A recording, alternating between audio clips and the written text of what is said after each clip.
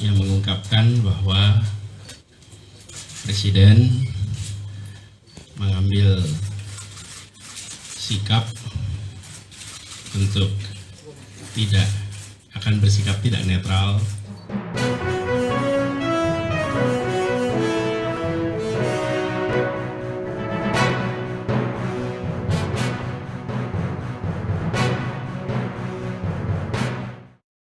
Selamat malam Tribuners, jumpa lagi bersama dengan saya Kusnula Syaifah dalam Breaking News di Tribun Lampung. Kami akan menyajikan informasi teraktual dan terpercaya untuk Anda terkait Anies Baswedan yang merespon Jokowi cawe-cawe urusan negara. Bakal calon presiden atau Baca Pres Anies Baswedan menggelar pertemuan dengan tim 8 koalisi.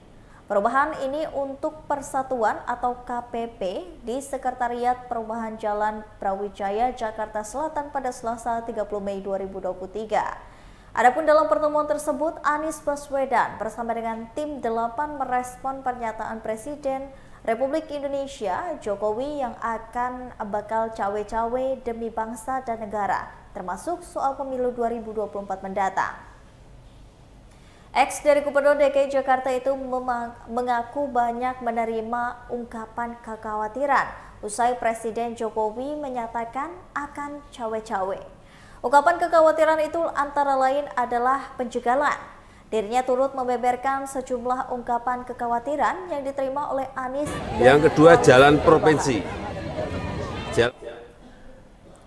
Meski demikian, dirinya berharap ungkapan kekhawatiran itu tak terwujud usai Jokowi menyatakan akan cawe-cawe. Semestinya pemilu dan Pilpres 2024 ini berjalan secara netral tanpa ada kecurangan. Kita ingin memperbaiki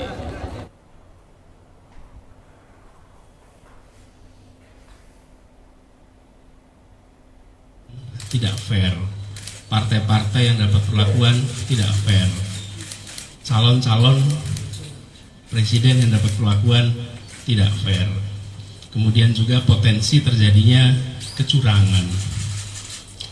Yang semua itu dikhawatirkan muncul akibat adanya pernyataan bahwa tidak netral dan cawe-cawe.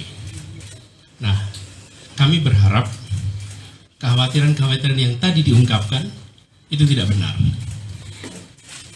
Itu adalah kekhawatiran saja, dan dalam kenyataannya kita berharap pemilu tetap seperti semula, Pilpres tetap seperti semula. Setiap partai punya hak yang sama untuk mencalonkan.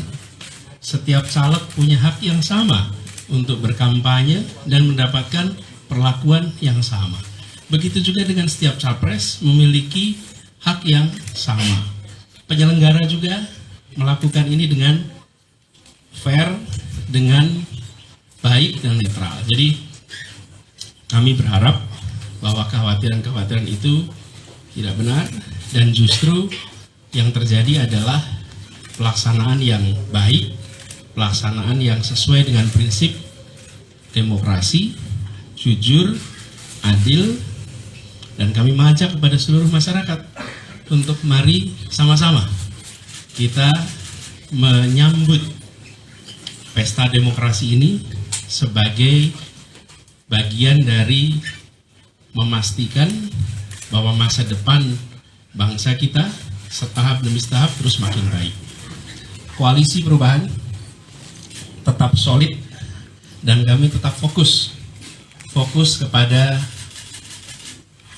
agenda-agenda dasar, membereskan soal kemiskinan, membereskan soal ketimpangan, menghadirkan keadilan, memastikan bahwa ada kesetaraan kesempatan, menyiapkan lapangan kerja yang lebih luas di semua tempat. Kami terus fokus di tema-tema ini, dan kami yakin pemilu besok, Pilpres besok menjadi tempat untuk kontestasi gagasan, kontestasi rekam jejak, dan kontestasi program. Menyikapi itu, saya kira semua kita lah, bukan karena ini capres atau siapapun. Ini menjadi kekhawatiran semua orang, kaum intelektual dan sebagainya yang berpikir tentang moral politik yang baik ya. Moral politik kekuasaan yang baik. Sekali lagi, seharusnya presiden tidak cawe-cawe, tidak intervensi, tidak istilahnya harus netral. Mungkin orang membandingkan di dunia lain. Sekali lagi, sistem politik kita berbeda. Konstitusi kita berbeda. Konstitusi kita jelas mengamanatkan presiden sebagai kepala pemerintahan sekaligus kepala negara dalam kedudukannya sebagai dalam konteks politik ya dia harus netral gitu loh. Kenapa? Konstitusi kan jelas. Soal calon presiden wakil presiden domainnya partai politik kan. Gitu. Tapi sejauh pergaulan Nasdem sama Jokowi, karakter Jokowi begitu nggak? Wah, saya kira Penilaian Nasdem selama ini kan 2 kali support dia. tidak boleh menilai, itu kan semuanya namanya semua berproses ya. Kita semuanya positif think. Lagi-lagi mudah-mudahan ya Pak Jokowi tidak dalam rangka sebagaimana dikhawatirkan orang dalam bentuk cawe-cawenya ini. Mudah-mudahan itu karena adrengnya beliau untuk tetap berpartisipasi dalam membangun bangsa dan negara ini, tidak lantas abuse of power. Nah, catat itu. Mudah-mudahan cawe-cawe yang dimaksud bukan berarti abuse of power. Kalau ini terjadi, mundur kita, setback. Kita sudah bagus kok ini demokrasi berjalan, demokrasi konstitusional sekaligus demokrasi substansial, kan begitu? Bukan semata-mata demokrasi prosedural, tetapi kita sudah masuk wilayah demokrasi substansial. Apa maksudnya demokrasi substansial? Dalam hal misalnya pencalekan, pencapresan, biar ide gagasan lah yang diadu di permukaan. Pak Anies misalnya dengan tema tagline besarnya adalah keadilan. Nanti kan kita breakdown. Kami tim kecil itu yang bertugas membreakdown apa sih keadilan itu dari sisi ekonomi, politik, sosial juga. Ada komponen-komponennya. Bahkan di ekonomi itu ada komponennya. Keadilan energi, keadilan pangan, keadilan akses kepada sumber daya ekonomi itu juga keadilan. Dan itu kita rumuskan semua secara baik. Itulah. Jadi mudah-mudahan apa yang disampaikan oleh Presiden bukan berarti lantas implikasinya atau derivat dari apa yang disampaikan itu adalah berupa abuse of power. Kita berharap tidak terjadi. Ada indikasi? Baiklah Tribuners, itulah tadi Breaking News di Tribun Lampung bersama dengan saya Kusnala Syaifah. Jangan lupa untuk terus saksikan video selengkapnya di YouTube Tribun Lampung News Video, Facebook Tribun Lampung, Instagram Tribun Lampung, dan juga TikTok Tribun Lampung untuk bisa mendapatkan informasi terupdate lainnya. Selamat malam dan sampai jumpa.